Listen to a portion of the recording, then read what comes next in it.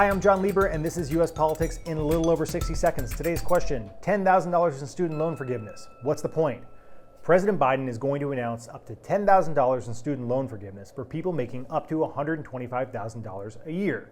This is far short of the full student loan forgiveness that progressive activists have been calling for, and even short of the $50,000 that Democratic leaders had embraced and Biden was considering earlier in the year.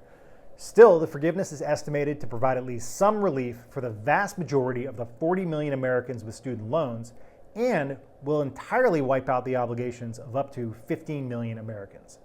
Biden was very slow and hesitant to make this call, struggling with issues of fairness.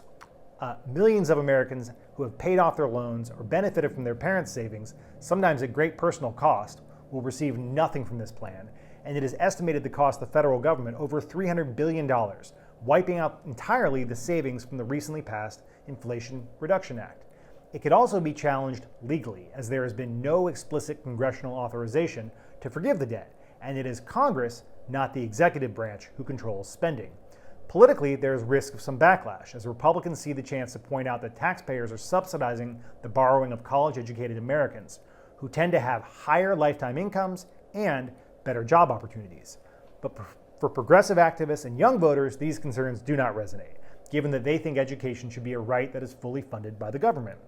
One issue that Biden is unlikely to address is the rising cost of a college education, which has massively outpaced inflation over the last several decades, partially driven by federal subsidies that support it. The move also introduces moral hazard that could increase future borrowing on the expectation that there will be more rounds of student loan forgiveness under future Democratic administrations.